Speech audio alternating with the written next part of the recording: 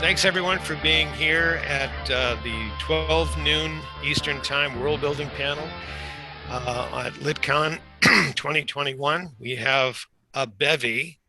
I'm an author, I can use words like that. We have a bevy of highly experienced, trained, expert authors here who are going to share their insights into the various worlds they've created in their novels and short stories. Joining us today, we have PEI-based Geoff Genge, Northern England-based Jilly Hatton. We have Theresa, who comes to us from Temecula. Temecula, Southern California. Temecula, yeah. Well, you know, it's not a Gaelic word. I can't say it.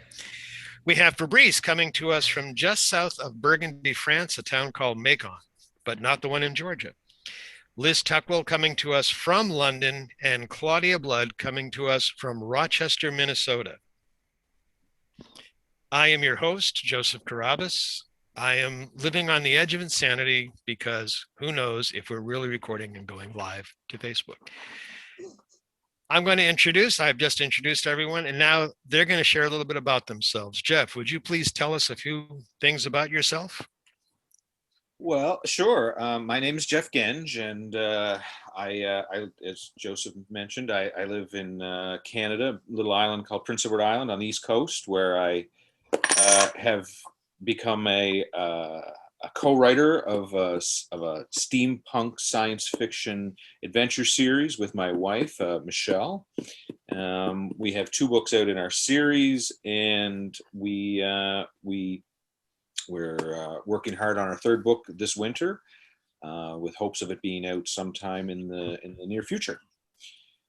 Beyond that, I don't know what else to really say about myself that would be relevant. I'm looking forward to this panel. I enjoy doing these sorts of things. I like to hear other authors' creative processes, and I'm sure we all have quite a variety of techniques that we use. Beyond that, I don't know if I have much else to say, Joe. Very good. Appreciate it. Jilly, tell us about yourself, please. Hey, hi. I'm Jilly. I write as C.G. Hatton. I have the Thieves Guild books, which are action adventure sci-fi set far future, big galactic war, bounty hunters, pirates, assassins, the whole big war thing. I also edit the Harvey Duckman series of anthologies, which is a regular. We've been going for 2 years.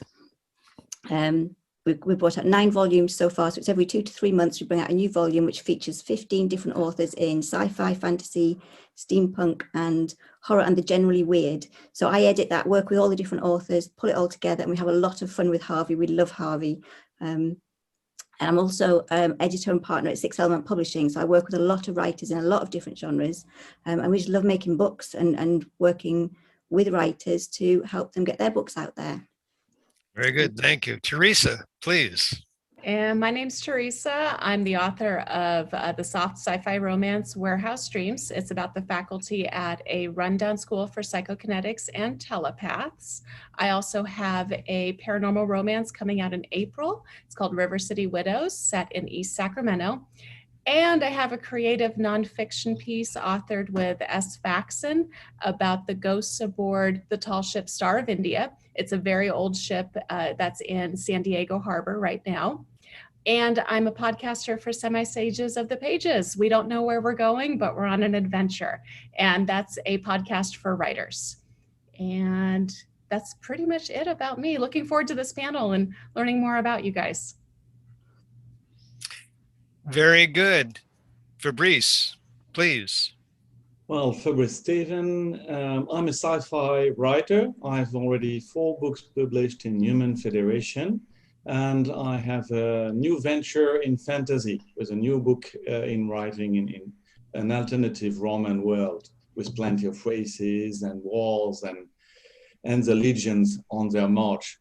But today is science fiction, and I've been writing for a long time. Special thing for me is I've grown up in France since I'm 3, so you will pardon my accent if some French accent slips in from time to time. Liz. Hi, my name's Liz Tuckwell, and I live in London, somewhere in the southern part of England as opposed to Jilly, who's up north. I'm a relatively new author and I've written mainly short stories so far. I've got 2 collections of short stories out, one of which is actually flash fiction. I've written a number of short stories about an alternative Rome, which is actually based on the premise that Romulus and Remus, it was Romulus who got killed and not Remus. So there's alternative historical fantasy, and of course, some of which are in the Harvey Duckman series that Julie mentioned earlier. Other genres of writings, I've written a dystopian science fiction short story, and I've written some fantasy horror short stories as well. And Claudia Blood, please tell us about yourself. Hey everybody, I am Claudia Blood. I am the writer of science fiction and fantasy. I keep crossing genres because each story tells me what it is when I'm writing it. Currently, I've got my Relic trilogy coming out, who has a tagline. I'm really excited about this, is time is coming apart at the seams. I just think it's very fun. But the last book of the trilogy goes live soon, and I've written a number of other fantasies and urban fantasies, which are coming out soon. Excellent. So folks, there you have it. Please excuse me. I'm attempting to figure out if we are really live streaming. I see us. Hopefully everyone else does as well. Now a little bit about what each of us believes world building really is. And I'm not going to comment because I'm an old prejudicial fart. Geoff, what is world building?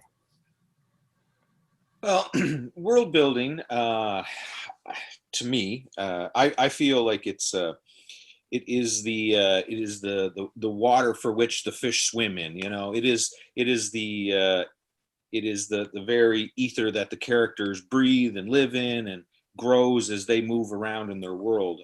I feel personally that world building is tremendously important for an evocative book, especially one that is a series. That's what I enjoy about the world building. With my series, I feel like we get to push it out incrementally, a little bit and a little bit further all the time. It's not our style for world building is not so much an info dump of place and time and things, but rather to have it more subtly woven into every aspect. And I've discovered as we go forward, as sometimes we usually have a strong plot for our story, but sometimes as the book is being written, certain things kind of weave their way in and help expand the world building, which I love. I love it when that happens. It feels very rich and spontaneous, and then, you know, as it weaves its way into your world, it really gives depth to the place where your characters are inhabiting. I feel like there's a lot of ways to world build. Our book series, for example, is set in 1907. It's set around the world, but it starts in New York, and I really like to describe the world through the characters' experience of it, not just as a as a narrator, but rather how the characters are interacting with it, and give it a little expansion when that happens, so that like I was saying, it kind of weaves its way in subtly. You know, because I'm writing in what is supposed to be our world, I'm really trying to incorporate actual historical elements into what is ultimately a fictional universe I am trying to create. So it's sort of like walking a line between our actual history and the patina of the world that I want our characters to be in.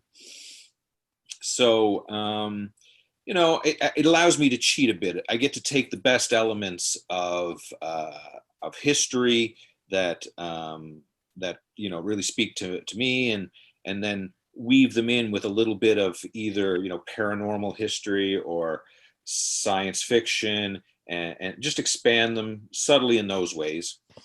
So Yeah, for example, and we're working on our third book in the Terra Obscura series right now, and it is the sort of the first big stepping out for our characters into their global adventure, and this allowed us to, we go to a new country. It takes place in Egypt, and Egypt reveals a lot to our characters, including an ancient order of librarians that have been guarding all the important knowledge that the world has. And it's been a lot of fun to like develop that sort of concept. We have in our own world, all sorts of secret societies, Masonic type things, and it's been really fun to work on developing a female secret order that has existed for centuries and participated in a world, but secretly. They're there, but no one knows that they're there. And these sorts of little things, they sort of hearken to the world that we live in, but again, they're sort of on the side of it. You can almost imagine them being there, but perhaps they're not. Very good. Excellent. Very interesting. Julie, how do you create the Thieves Guild world? Building on what Geoff just said, is kind of one of the biggest things that that I love about writing science fiction, is that you have control over your whole, it's galaxy wide, it's a whole universe that you have control over. We work with writers of all different genres, and we work with historical writers who have to have a lot of, they do massive amounts of research on dates, places, how long it takes to get somewhere, what currency was around at that time, dress, weapons, everything has to be accurate when you're writing something set in a particular period of history. If you're writing contemporary, you need to be very accurate and do all of that research. And the brilliant thing with science fiction is it's your playground. It's absolutely your playground. And I don't write big long descriptions in my stuff. It's very fast action, character driven. And I love that, being able to get across the world they're living in by what they do, what they come across, what they experience, how they talk to each other, what they take a lot for granted. So when we're working with writers, when we work with new writers, the typical answer for world building is, especially when you're writing sci-fi fantasy, you need to consider your magic system, your travel, your communications, your technology, practical things. But the best way to do that is to know all about it yourself, and then it feeds through into your books and your writing, through what the characters do and how they talk to each other. And the two big rules that we sort of stress to the writers that we work with, especially new writers, is that however you build your world, whatever you've got going on, you must be consistent and you must deal with the consequences. So if you have an amazing magic system, you can't one minute have a character be able to do something and then suddenly the next minute not, unless there's a reason for it. So you need to have that consistent. If it takes so long to travel from here to here in your world, whether that's the real world or a fictional fantasy world, or you're out there in space, it takes that long. 2 books later, you can't suddenly having it take a fraction of the time or much longer, because that was going to knock your readers right out of you're going to lose credibility. So as long as you've got that consistency, you can pretty much do what you want. I write action adventure sci-fi, so I don't deal in hard science. I have a lot of weather because I love being outside. So I throw my characters into, one minute they're somewhere hot, somewhere they're somewhere cold. They have to deal with a lot of weather. I've got a background in geology. So one of the things that when I have writers bring work to us, and they're describing things that aren't like earthquakes, volcanoes, they're not quite using the right terminology. Even if you're in a fantasy world, it's got to be that realistic and consistent setting. But the world building, the way I see it, is it's all the stuff that you need to know, that you then, the more you know that you don't actually write down, I think the richer your world actually is, and your writing and the adventures that you can share with your readers, because every now and then you just drop in little details that are absolute second nature to you because you live in this world, but a reader just encounters it as and when it's relevant, and that's what I love about it. which I really like. Excellent. As you were talking, all I could think of, what I'm envisioning based on how you're describing this was, so if you have a vampire gourmet, you don't want to give him a wolfbane garlic pesto. You want to make sure that doesn't happen. Okay. Theresa, would you be willing to share with us your world building, please? I think for me, I think world building is around rules. So it's around the rules and the guidelines. So Warehouse Dreams is about telepaths and psychokinetics. And so it'd be easy just to be like, hey, telepath, you could read everybody's thoughts, but that's not very fun. That's too easy. You know, same with the psychokinesis. You know, if you have people who are powerful enough to be able to, you know, manipulate a lock, or do like those little tiny fine-tuned things, you make the world too easy. And then your characters, you know, come across something that's a challenge for them, and poof, they use their psychokinesis, and that's the end of it. To me, world building is around setting those parameters on, like, this person can do this, but that person can't. And figuring out where those different layers are. For example, you know, Julia talked about transportation. Some of my characters can teleport, some can't. And there's actually kind of a culture thing around teleportation because it's very dangerous, and only either people who are very specially trained in it can do it, or people who are desperate enough to risk hurting themselves will do it. That, to me, that's world building. That's setting up those parameters around that. And so that, I love doing that. And I also don't believe in doing info dumps and being like, well, let me talk to you about teleportation in this world. I believe in kind of working it just throughout with the drips and the drabs. And I write first person, and so you are in this character's mind and in this world. And when you have to sit there and be like, so let me tell you about that, it pulls the reader out of that world. So again, you have to figure out how to do your world building in a really subtle way, in a way that's not making it so that the character is sitting down and explaining to the reader. So, and then I agree with everything everyone else has already said too. Excellent. Thank you so much. Mhm. Fabrice, how are the human star pilots doing, and how did you create that world?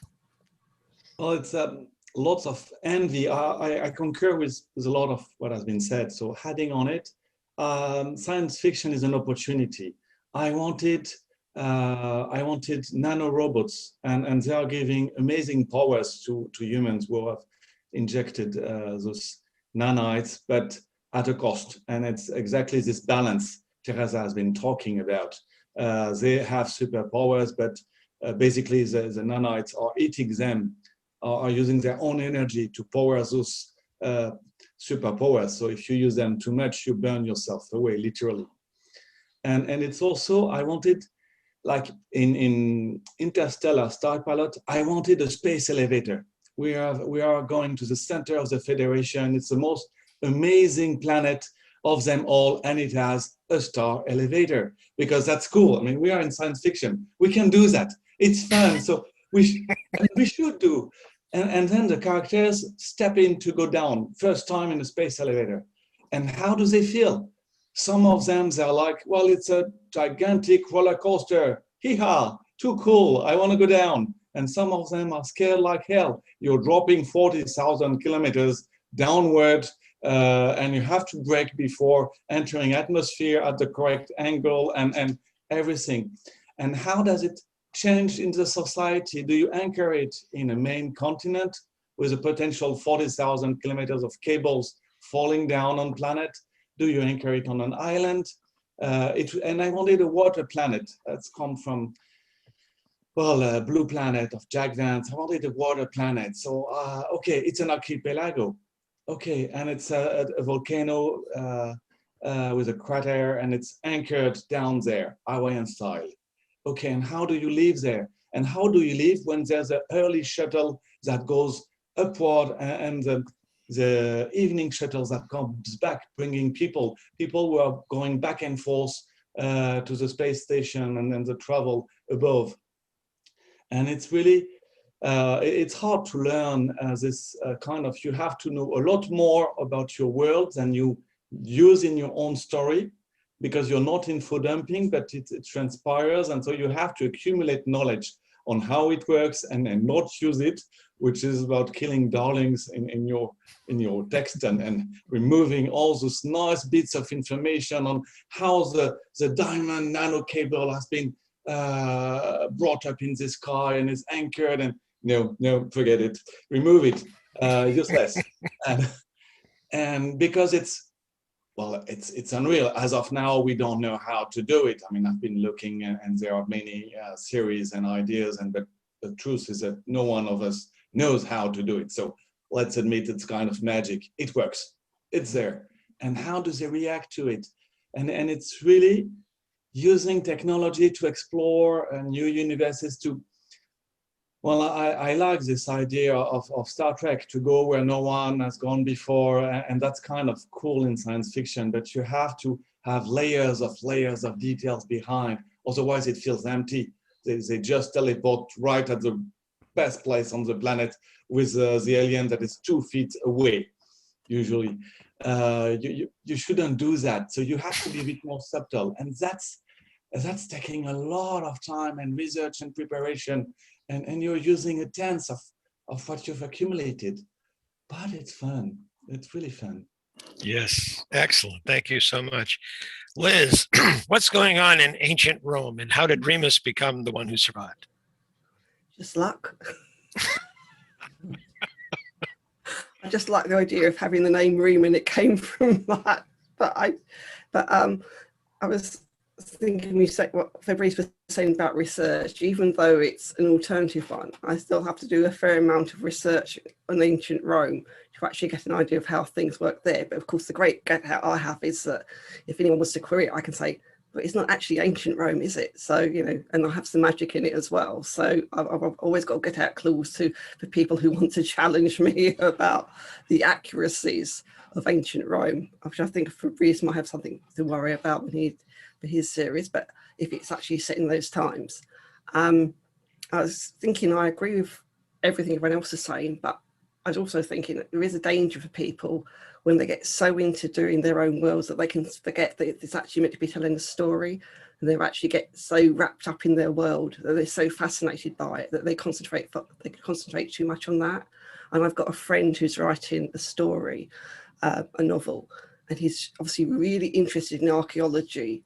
And you can tell he's really interested in archaeology because there's several archaeological sites that the protagonist visits, and everything is told in incredible detail, far more detail than you ever really wanted to know about how things work on a dig.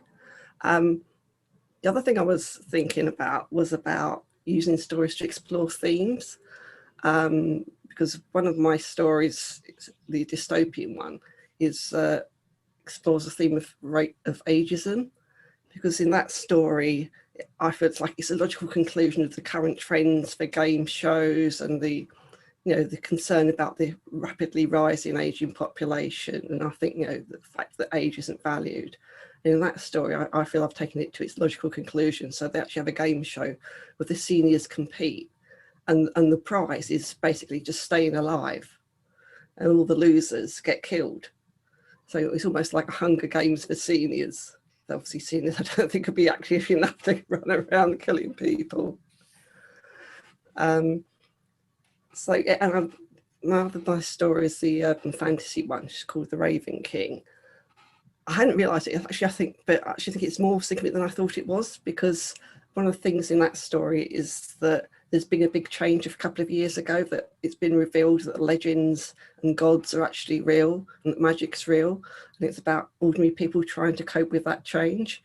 And I think it's something that resonates at the moment. There's a huge world-changing event, and suddenly people have got to adapt to a completely different way of life and a new worldview. Very good. As perhaps the most senior one here, I take exception to your game show story about people, So you old want to people run around killing killing each people, other. do you, Joseph? No, well, in my past. Anyway, Claudia, would you be willing to tell us about yourself, your books, and your world building methodology, please. It's fascinating listening to everybody else's ideas. I have a background in Dungeons and Dragons. So I started playing when I was very young, like in the 3rd grade. And so a lot of what you guys are saying about having the cause and effect and rules and having a baseline of understanding of how your world works, and that the story does go on top of that. And you're using your POV character to try and figure out, they see the world, but they don't really see it. You know, like when you walk through your house, there's 9,000 things that are in your house that you never even notice until it's different or it's changed or, you know, it's suddenly not there. And that's the perspective of that from the characters is extremely interesting. The one, and I really liked that concept of in science fiction and in fantasy, really, depending upon how you do it, you're basically building your own rule set. And you have to make sure, like you guys were all saying, that it's consistent and that there's a logical rationale. Even if the characters and the POV people don't understand what that rationale is, it's there and it's underlying every single thing. And everything has kind of like a cause and effect that goes on throughout your world building. And so I hadn't really thought about it in that context. The world for the Relic series came from a dream for me where it was fish out of water and I saw this jungle planet and there was an alien artifact that they walked into. And when everything was said and done, suddenly there was an 80s aerobics instructor there.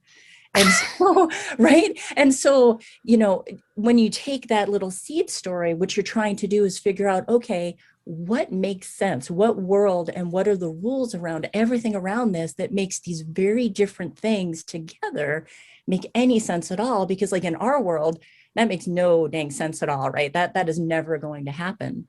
And so I think that it is building those rules, building it up over time, making sure that you're consistent, just like you guys all said, and then having the characters on there with the themes that you were talking about. Like, every character in the story that I had written has sort of a different thing that they're battling, right? Their inner demon that they're trying to go against. And then you have to find something within the world that challenges them, right? Because earlier someone said, if they have telepathy and they can read everybody's mind, what's the fun in that, right? I mean, your story's done. You got to have something that challenges that person, that really makes them dig deep into who they are to overcome it, or not. I mean, sometimes they don't, people fail, right? So I do think that that's all intertwined with the world building, and then building that world that makes sense for that bigger global story that you're telling.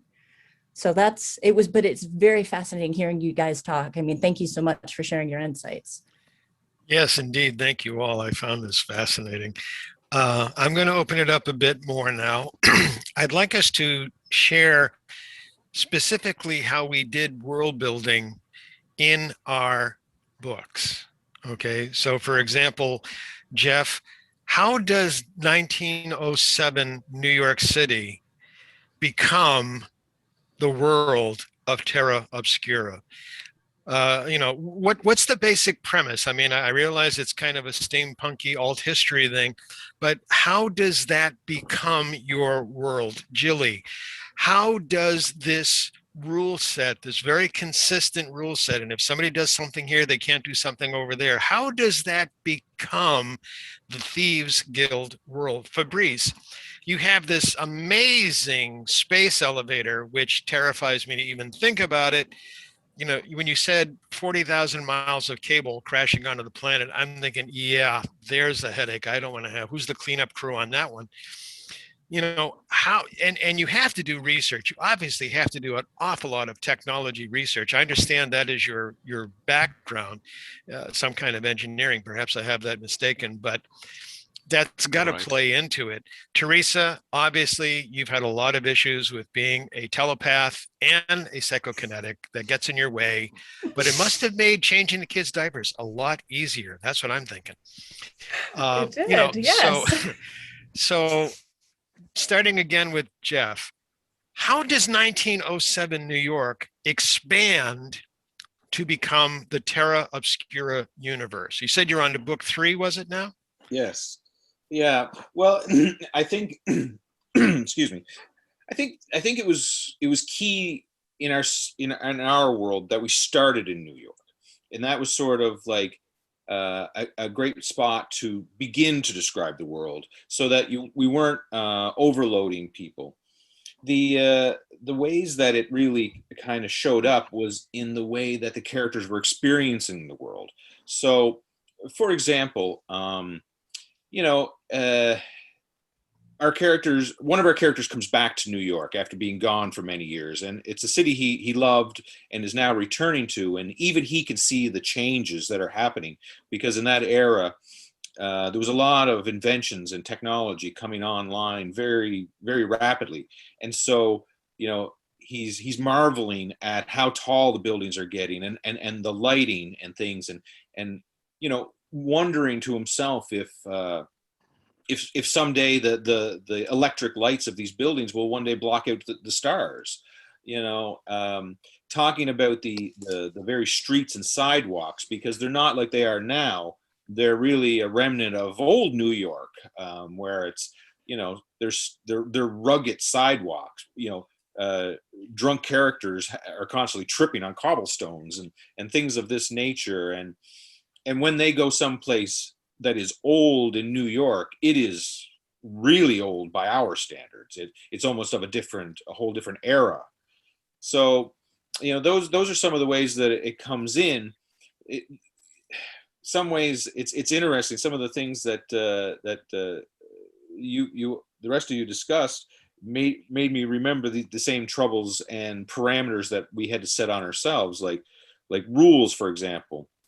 In the world building that we do, I agree that it was really necessary to establish a relatively concrete set of rules at the beginning, and then force yourself to stay within those. So, for example, with writing a paranormal series, I want to have rules for my paranormal. The series follows an investigator, and I realized I didn't want to have endless sources of the paranormal. That things that were paranormal all kind of stem from either this reason, or this reason, and these are primarily the only reasons why, you know, paranormal exists. It's almost like a science that somebody doesn't understand yet. It's data that nobody's collected. And so, you know, I think that that's been very important, because as we plot out stories in the future, having the rules helps keep us on track for the sources of our technologies and our paranormal, but it also sometimes creates them and inspires them. So having these well-established rules, sometimes as you're, you know, drifting off to sleep at night, you realize like it lends itself to creating something that would be great to see down the road.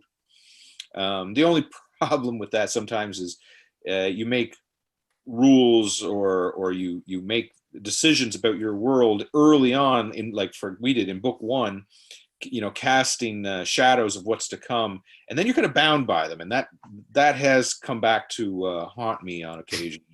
I have to admit. But go on. No, that's excellent. Thank you. Julie, I'm actually, before I get to you, Julie, when you start a series in a given place, and I can appreciate starting in New York City because everyone around the world knows New York City. If they've not been there, they've seen it in a movie, in a TV show. Somehow or other, they have a good sensory impression of New York City. Then you jump to Egypt, and you're traveling the world. The whole world is involved. How much detail, for example, the ship that everyone's traveling in. Obviously, it doesn't involve a space elevator, but the ship that everyone's traveling in it's got to be technologically advanced for that era. Mm-hmm. How do you know when to stop? That's too much technology. That's not enough technology. Personally, I do rely on beta readers for some of that.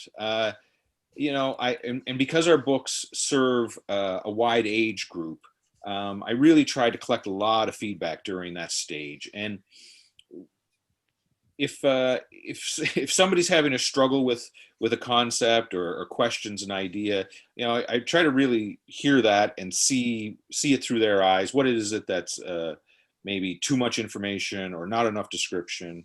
These sorts of things. It's nice because I love inventing technology based on ideas that didn't succeed. So I like in our series we get to like sort of pick up all the scraps of inventions and technologies that didn't actually ever come all the way to fruition, but in that era they were still maybe possible, or they didn't eventually become the dominant system. Mm-hmm. Mm-hmm. So that was a big part. And in terms of like using New York and Egypt and these sorts of places, New York was a good one because the first book very much deals with the idea of a cultural melting pot as well. In New York, like say Halifax and a few of these port cities were really the melting pots for people. So it really lent itself to being the starting point for our book. Excellent. Yeah. Very good. Jilly, tell us about consistent magical systems, please. I haven't got magic. Do you want me to talk about my stuff? Please, I'd love to hear about your stuff. Okay, I'm going to answer the question about so my stuff's far future sci-fi in galaxy wide. It's very big, complex. I'm writing the 9th book now, so there's 8 out. But before I go into all of that, one of the big things is something that Liz said about theme. And I didn't set out to build a universe and the rules. I didn't lay them all out. I jumped straight into it. And it was the theme that was more important to me. And one of my big themes is not belonging. So my characters tend to be the kind of characters that don't belong. So straight away, I needed there to be something that it was that they didn't belong to. So in my universe, my Thieves Guild, you've got it's factions. It's a galaxy at war. So you've got Earth. The 4 colonies have a coalition, which is called Winter, and my Thieves Guild is invisible. Nobody even really knows that they exist. And they don't belong to either side. They're neutral, but they don't belong anywhere. And these are my characters running around on the ground, are the kind of characters who don't belong anywhere. And they encounter the galaxy, the structure, the factions, the political, social structure of the galaxy by not belonging to it. They're not part of it. So they that you encounter it by seeing what it is that they're not part of. And it's kind of that's how you discover it as you go. And one of the things that I'm kind of thinking about all of this that I realized is the first book, everything changed.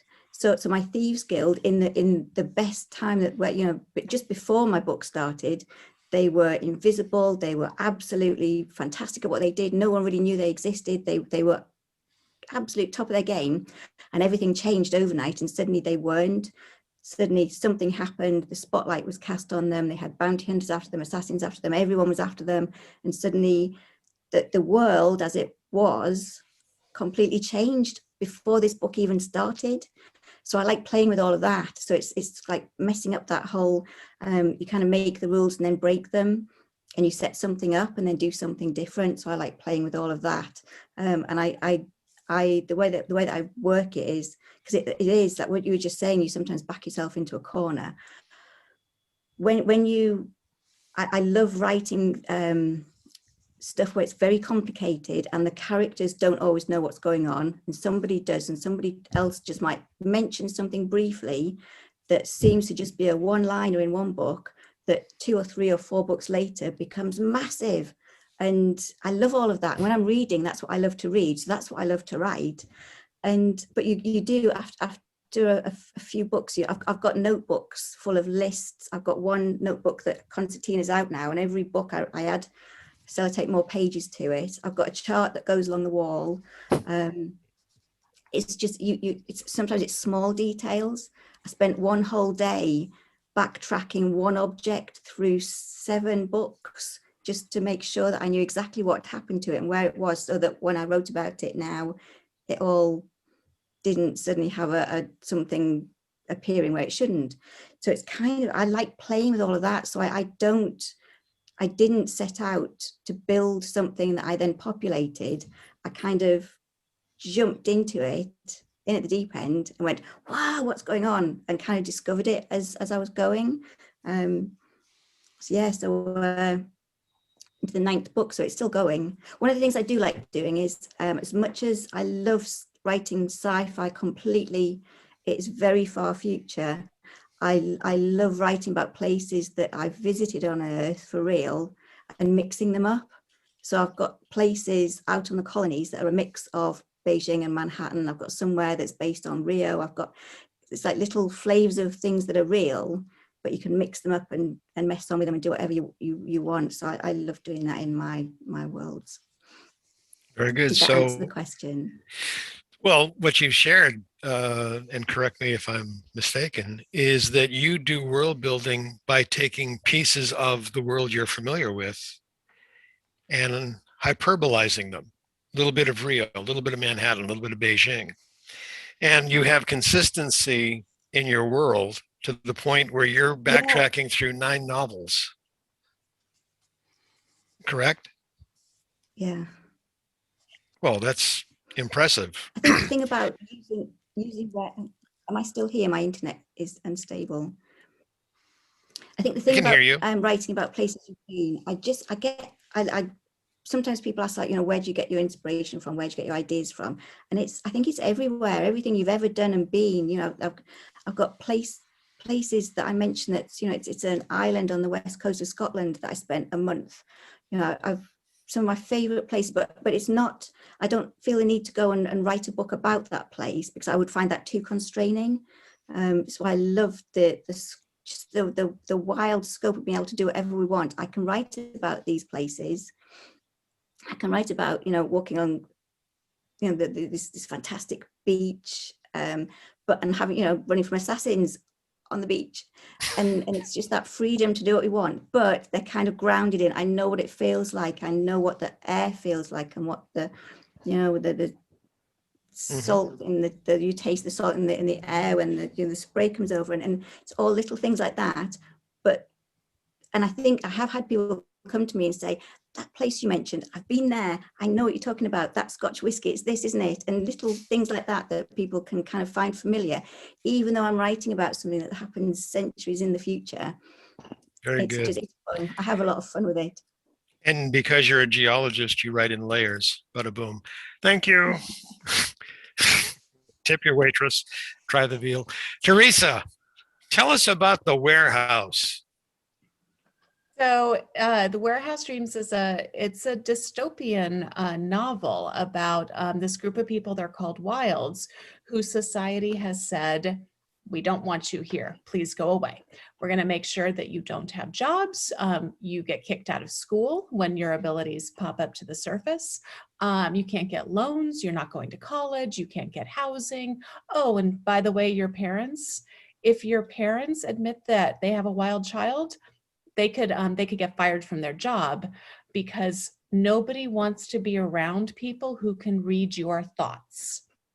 And really and truly, if you think about it, that's terrifying, that somebody, a teenager, could read your thoughts. And so that was kind of the first place that I went on this, was this element of dystopian and not belonging. And when I wrote Warehouse Dreams in 2019, before the pandemic, before Black Lives Matter and everything else. But I was kind of seeing some of the stuff that was going on before that, and I kind of pulled some of those elements in. It was also in 2019, and it seems like so long ago, there was a lot of the stuff about school shootings and everything else. And it's unfathomable to me that somebody would take a gun and hold it in a child's face. But I have a scene where that happens, where some of the students from the school get held at gunpoint after being followed by an angry mob. And I wanted that element in there too. So for world building, I kind of looked around at what was going on in our society, and I pulled elements from that in as well, to creating this environment. I'm not a big, as I said before, I don't explain things. My first chapter, I literally have thrown people into the world, and I'm like, catch up, come on, keep going, catch up. And it took a lot of work to get there. I had a lot of beta readers. I had a lot of beta readers that were like, I don't get it. And I had to keep refining and refining and refining and refining till I got to them to the point where the idea of having people who are telepaths and psychokinetics, it just is molded into the story. I had this wonderful scene that I ended up having to cut, where I wanted to express this idea that when you're telepathic, you can have a verbal conversation with everyone around you. You could have a private telepathic conversation with one person in the group, or you could have a telepathic conversation with just a couple of people in the group.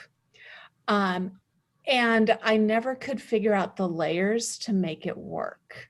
I also kind of wanted this idea of using verbal and layering that with telepathy as well. And I do a fair amount of that too. This idea of like what we verbally say, and then kind of there's a running commentary going on with other characters. That was a huge part of my world building too. And I know there's a panel about mind over matter, about telepathy, and I'm so excited to be on that panel and talk more about it. When is that panel? Tomorrow.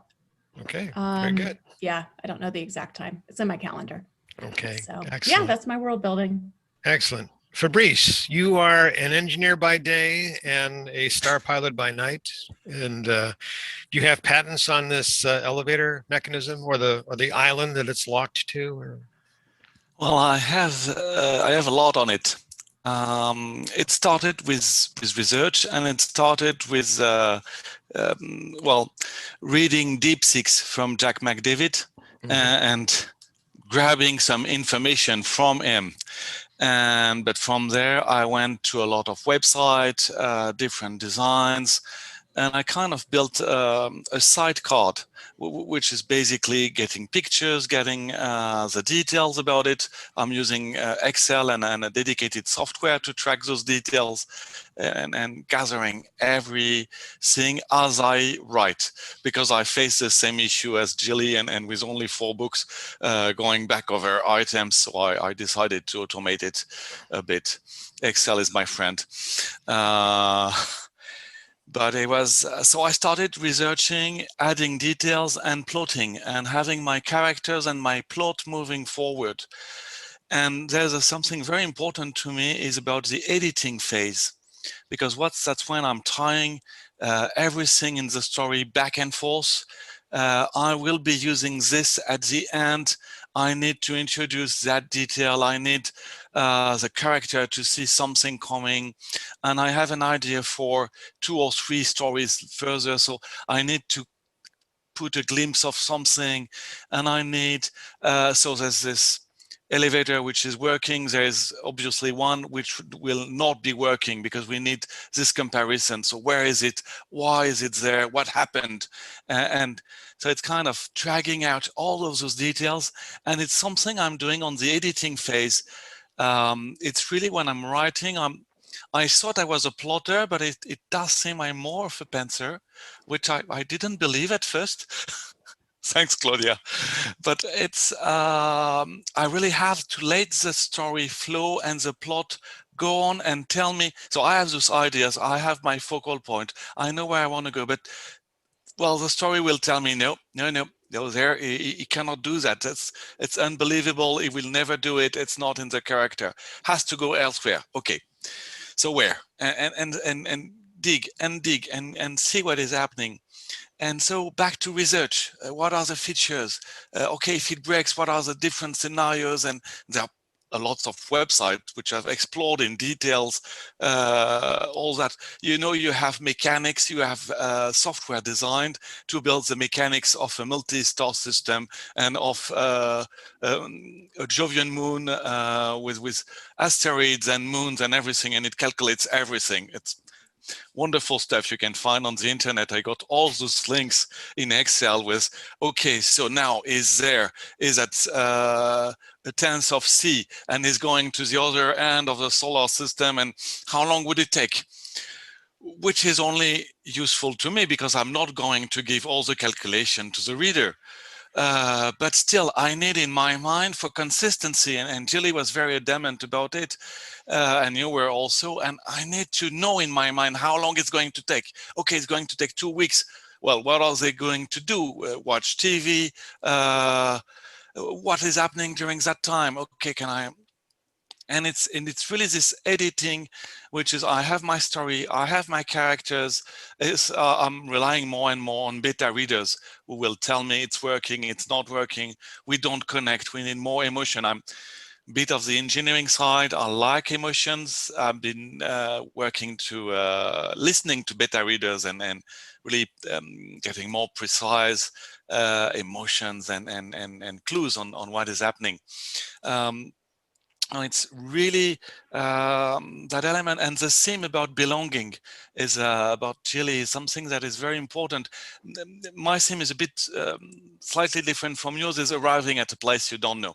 It happened a lot to me in my life, is landing in Sydney and driving to a job, and I've flown for 20 hours and I'm there. It's nice and sunny because it's always sunny in Australia, but it's you're out of phase and you're not belonging. And it's really, well, this character is the same thing. I mean, they're coming from Earth in 100 years in the future. Earth is really in trouble as ecological systems are failing, and they're arriving at the center of the Federation, the most advanced planet, and they're on a star elevator, and it's scary as hell because you're dropping as a bullet, like a bullet on a planet. And how do you feel? And what will happen? Because there's going to be small items. They're going to travel back and forth, so they will talk while being on the shuttle, like they would be talking in a tram or an underground transport system anywhere. So it's used as a place just to talk and what is happening, and it's a lot more that's going to happen. And all that tracked with well, really it's this editing part where I goes into plotting and checking. As a pencil creates the plot and the story, and then the plotter comes back with editing and says, oh no, because I said this on page 20 and we're on page 50 and it doesn't work out. So back to work, do I change where? And it's this detail work. When you said it, you have to feel it. So I've been really reading about the space elevator, and you have to feel it so much that it catches your attention that no, there, it cannot work like this. You said it wouldn't work like this. So you have to stick by your own rules. And where does it lead you? And it's tweaking and tweaking and tweaking and keeping your line and keeping the plot.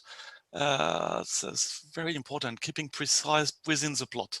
I have to say, Fabrice, two things actually. When they're traveling for 2 weeks, what you have to do is make sure they have copies of all of our books to read, and they can talk to each other about our books. That would be just wonderful. The other thing is, I'm not sure the exact type of engineering you do, but hearing that there's an engineer who is a pantser, that worries me. An engineer who's a pantser, if you're designing aircraft, I don't want to know right now.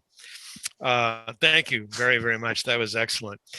Liz, I understand that you are taking a class in world building. So you are the designated expert. You are the one to go to here. What have we been doing so far? Have we been accurate so far? Oh, you have been pretty accurate so far, yeah. I'd say you've covered a lot of what we've covered in the last 5 weeks. I'm actually racking my brain to think there's anything. One thing I do think was interesting was in one of our sessions, we were talking about the different ways that people make things believable. For example, one of them, they were talking about the three-body problem.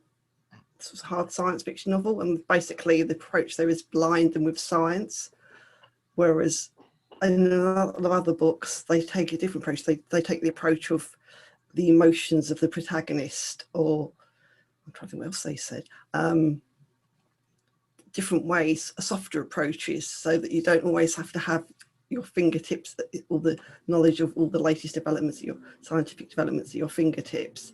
And another example of taking a soft approach was like the time traveler's wife, that there's actually hardly anything in that novel about how it really works. They mention genetic disorder, but it's never really gone into great detail, and its concentration is just the emotion of the time traveler's wife, of the time traveler himself. So I thought that was an interesting point, which I'm not sure anyone has raised before. No, fascinating. I personally, and anyone who's read my novels, feel free to disagree, but I am very strongly character oriented. So if I can't believe the character, then I know my reader won't believe the character. At which point I just kill them off immediately in that page right there. That's it. Done. Get out of the book. Anyway, I'm sorry. Claudia, tell us how you create your worlds. And I have to comment, I apologize. So Fabrice, when you were talking about not enough emotion, I feel like every time I get an edit back, they're always like, put emotion here, put emotion here. I've got a science background as well. And that is like the #1 edit that they always come back with. I think one of the things that I love about world building, that I realized this as everybody was talking and had such great ideas, is I love when the world is not known to the character. So I've got a situation where my main character starts off in an orphanage, and it looks like a regular kind of old town, except with some technology, but you don't know until later that that's actually like an enclosed capsule on the moon next to the planet. And there's, technology that gets them down to the planet that they've got no idea about, because it's just normal for them. And it kind of comes out later. So someone had said that there's one phrase that, someone says sort of off the cuff that suddenly reveals something. Like later, it's like, oh, wow, they're not even on the planet. What happened? So I found that fascinating, really realizing that there's that, there's the world, and then there's the perception of the world by your characters. And with those blinders on, they don't have all the information. They don't understand the bigger picture until you put them in a situation that they might, or that they do. So I found that very interesting, thinking about what some of the things that you guys were saying. So actually building a world, I think it's just, I'm a pantser too as well, Fabrice. So I end up coming in the middle of it. I'm shooting for my end goal because I think I know what's going on. And I run through, and then every time there's something that's a rule, I kind of write it down, because you've got your choice when you get into that issue later. Like if you run into an issue later, you can either fix the first time that it happened and change the rule a little bit to make it more amendable to what you want to do, or you have to come up with a different solution for that future. So you just continue going. Did that answer your question? Yeah, and again, I'm discovering that the two people on our panel with distinct science backgrounds are pantsers, and just kind of wing it. I'm like, wow, this is making me real confident. I'm not going to get in my car again. But pantsing, part of a scientific method is experimentation. So you need to come up with these creative ideas to go through and work it, right? So you don't come in with this, you come in with I want to solve this problem. Let me try this. Let me test, and figure out what works. So I almost think all scientists are pantsers in some ways. Ooh. Well, according to Einstein, if we knew what we were doing, we wouldn't call it research. So, there you go. There you go. We have roughly 15-20 minutes left. And just so everybody knows, I just checked, and we're not live streaming to Facebook. So there you go. But this is being recorded, so it'll show up on YouTube, and we can have fun with it later. I apologize. I don't know what is going on. Make sure you edit that part out, guys, when you do the editing for this. Let's have some back and forth if we would like to, if we would be interested. we've heard what each of us has had to say. I have found it very fascinating. What would you use from what someone else has said? Or has something you've heard here today made you say, wow, I never thought about that. I will have that happen to one of my characters. For example, Theresa was saying that you're having this double layer of conversation. You're having the verbal, here I am talking with you, and here's this other layer up over here. And I know in my one of my sets of short stories, that's exactly what happens. There are a group of individuals who communicate on multiple channels, so to speak. So, and for me, based on my background and experiences, not telepathy, but having to recognize multiple levels of communication and be aware that the person said this, but their body did that, or their face looked like this, or, so on and so forth, or, doing, people who have read my stuff will not be shocked, doing profiling work, doing interrogations and stuff like that, having to be aware of multiple levels of communication, I was able to play with that. So hearing what you had to say was very fascinating to me about the way you handled it and the way you introduced it into your novels. That was exciting to me. Has anyone else, and of course, whatever Julie has to say is just wonderful because she's publishing my book, but we won't talk about that. Have there been learnings in this conversation? Please, share with us if you'd be willing to. Yes, Julie. Can I just say I'm really inspired that everybody on the whole is saying that they love dropping their characters into places that are not described and are not explained, and it's all about that your character's perception of what they see is not necessarily what is. Because one of the things I sometimes get people say, oh, you need more description, you should put more description in, that the industry tends to want more description, lay it all out, be much more which I just can't do. I write the way I write because that's how I write. I like to read. So it's great to hear so many other people saying that this is what you like doing as well. Just have that, have the world there because your characters are encountering it. So I've been really, it's great to hear that there are other people who love writing like that as well. Something that has come to my mind a couple of times actually when Theresa's describing her series and her method. I'm a long-term comic book fan. I've read comic books my whole life, and some of the things about your series remind me very much of the X-Men, which is dear to my heart. But it reminded me of something.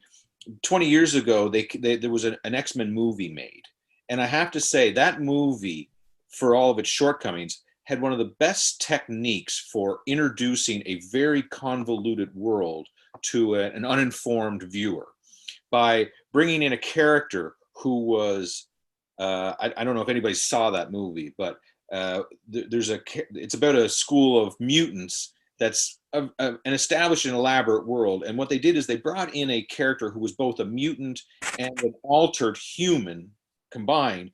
And they used that character and his lack of understanding of this world as the vehicle to introduce what was a very complicated world to the audience. And I have to say, when I watch that movie, I'm constantly struck by how brilliant the way that they introduced that world. And I did use a bit of that method myself when I was saying how I brought a character back to New York, and it was his returning to New York and finding his old friend who'd been up to crazy things while he was gone.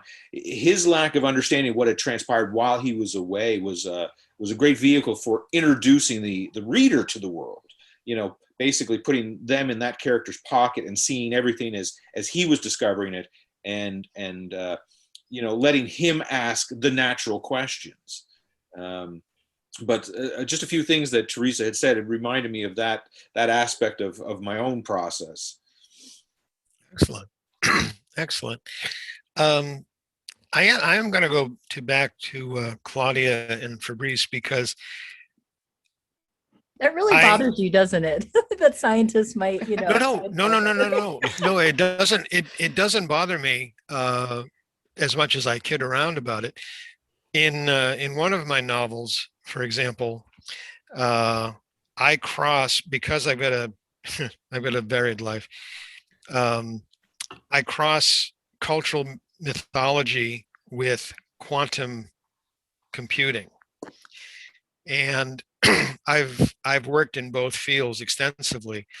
So in the original draft, or the original version, which I believe Fabrice has read, God love him, I go into painstaking detail about how this computer comes about, and how it basically is brought to quote unquote life, to some kind of AI-ish life. Well, I've rewritten the novel completely, and I listened, as all of us have said, we listened to our readers. And I one of the things that I realized people were saying, not in using these words, but they were saying, because I would say, well, what did you think about the computer section? Well, I just kind of skimmed over that. Oh, no. No, how dare you skim over that, you rotten person. But then I, as you all said, then I paid attention after I secretly realized they were all fools and idiots, but I paid attention, and I went, okay, well, nobody cares about that. But then I realized it wasn't that nobody cared, it was too much. Mm-hmm. Nobody cared about 17 synthetic systems coming online. Well, why not? By God, we had to do that in the lab. No, they don't care. Give them 3. Give them 3 that they recognize. Visual system coming online. Oh, visual? Yeah. Got that one. Okay. Auditory complex coming online. Got that one. Yep. Okay. Kinesthetic complex. Good. That one's good. Limbic dorsal. Who the hell knows what the hell that is, right? Get that one out of there. So I truly do appreciate when you are having a background in science, and when all of us have done massive research in these fields, killing, as Fabrice said, killing our darlings. Who has to go? And I'm not sure how each of you feels individually. I'd love to have you tell us, the listeners on this podcast. It hurts like a son of a gun. That is one, I've said this to people in my critique group, that is one beautiful paragraph. Oh my God, the imagery in that paragraph is just, cut it out. Shut up. What do you know? You don't know what you're talking about, but it has to go. They're right. They're right. It's beautifully written. It doesn't add to the story. It detracts the reader from the plot. So all of you, I realize I'm the only person who writes that poorly, but all of you, do you kill your darlings? Fabrice has said it, but do you, as you listen to your beta readers, after you're done realizing they're fools, do you go back? Hope none of my beta readers are listening to this, but do you go back and then go, yeah, yep. I collect them all into a separate bucket, if you will. Yeah, me too. Yeah. They're going to show up somewhere. Yeah. They're going to show up. Use that. Yeah. They never do. And never do. No. Never do. Yeah. But I want that illusion. I may someday, so I'm going to put it away so it makes it a little easier. Yeah. Do you find that you can build the whole new world off of one little piece? Yeah, well, there's a couple items that I've stuck away to create a new story, because I owe some story to some of my characters. I finished book by saying, well, there's Emily. She's the secondary character in Star Pilot, and she should have her own story. She's a very complex woman. She has a lot to tell, and she has a full story. So I've grabbed everything. I've stuck them in a Word document, and even if I don't use them word for word, I'm going to use the intent that is behind those darlings. I had those words. there was an intention which was interesting, and I will reuse it. But yes, I know it will not be directly as it is. And it has been very hard. It has been very hard until very recently I reread Foundation. You know, it's going to be aired soon, and I went back. And Foundation 1 is a very straight book, very fast, very quick, very small book, tiny, even smallish. And then I went back to second Foundation, well, Empire, second Foundation and Earth, and that's 450 pages of blah, blah, blah. Is a master, is an amazing writer, but the fourth Foundation is just too long, should have been edited. You should have cut half of it. And so it's something that is really, we need to let those darlings go, stuck them away, but make the story fluid and nice and readable. And it is important for our readers and for ourselves. Yes. Geoff, were you going to say something? No, I'm just listening, but I have to be honest. I've been lucky enough not to find myself in that position yet. I know it sounds unbelievable, Okay, but all of us dump And on like, Geoff now. "Oh!" so I am encountering it with the book that we are currently writing, because we kind of got bogged down in some things, and some of it goes back to what I was originally saying about consequences, rules that you had made for yourself early on, or things that you had suggested in an early book that now you got to fit in.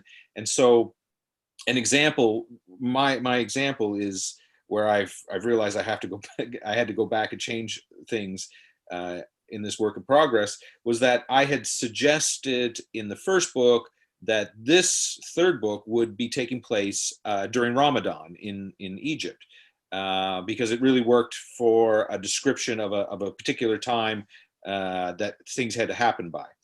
But it never occurred to me when it came time to write that third book that I would then be stuck writing it in a Muslim culture during Ramadan, which changes everything. Mm-hmm. And so I do kind of regret that a bit, because it definitely tied my hands as to some of the things that my characters could do while they were in Cairo. So I'm getting my first taste of it, but I've been lucky enough not to, because our books lean a little towards the pulpy side of things. We haven't found that people have said, this is too much or this needs to go. Most of it has been welcomed. So I am kind of new at that part of it.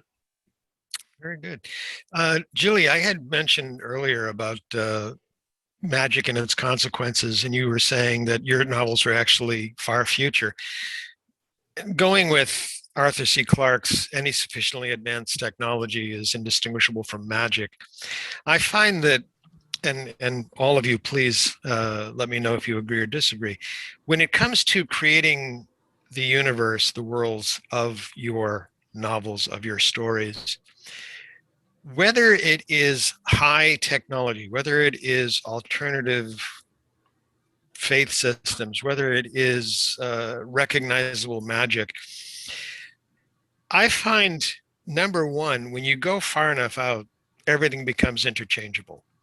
Not meaning you can do away with consequences, no.